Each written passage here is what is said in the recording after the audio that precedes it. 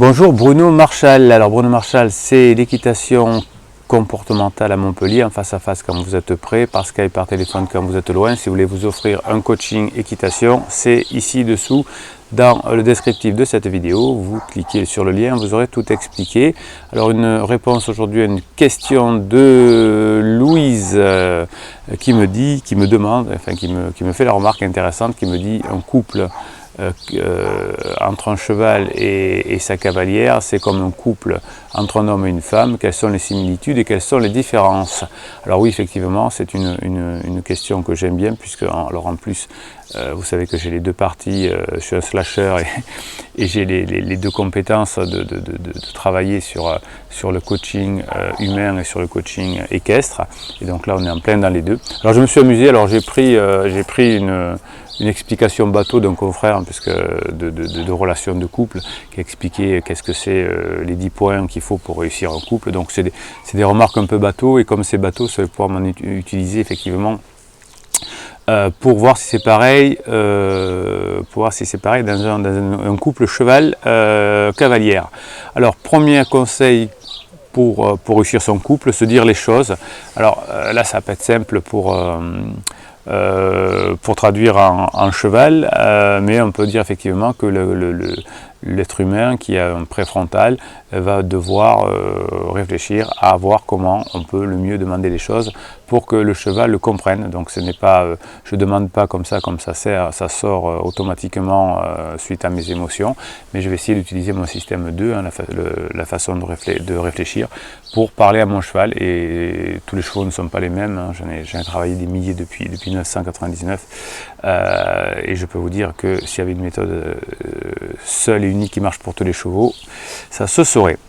Soyez aimable dans vos réponses. Oui, bien effectivement, quand le cheval fait bien, il faut lui dire c'est bien, hein, caresser, gratouiller, ne tapotez pas, ça c'est réservé aux prédateurs, mais soit par un oui, comme ça qui peut l'aider si c'est une forme de récompense, ça peut être une gratouille ou ça peut être une récompense, une friandise.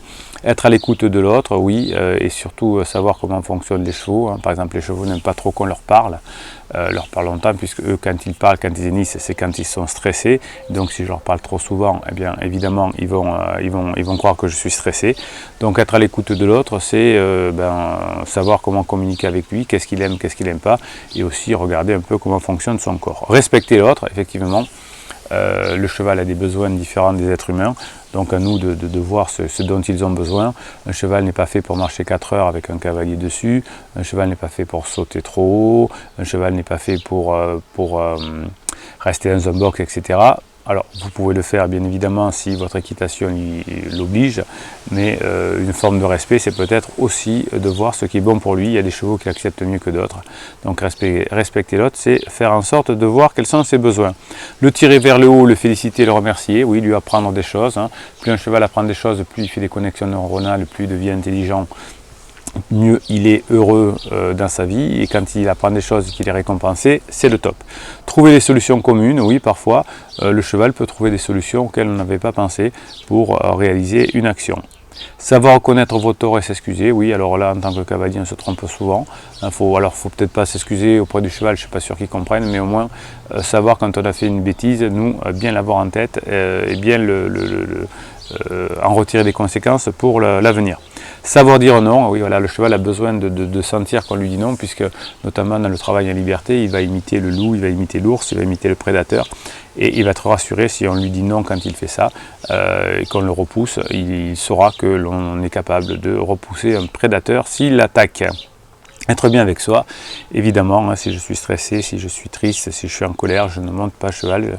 Vous savez que le cheval ressent et absorbe toutes nos émotions. Notre cheval n'étant pas une poubelle, eh bien, je commence à être bien avec moi-même. Alors sur cette chaîne, vous avez plein d'exercices, la double conscience, la cohérence cardiaque, tout ce que vous voulez, le MDR, tout ça s'expliquer sur cette chaîne à différents endroits. Soyez bien avec vous-même et après montez à cheval et pas l'inverse. Se surprendre au moins une fois par semaine, oui, alors là, ne faites pas faire toujours la même chose au cheval, pas des séances répétitives, pas 1 heure à cheval. Hein, vous pouvez, si vous avez 1 heure pour monter à votre cheval, bien, faites un peu de liberté, un peu à pied, un peu monté, un peu d'extérieur, un peu de carrière, un peu de manège.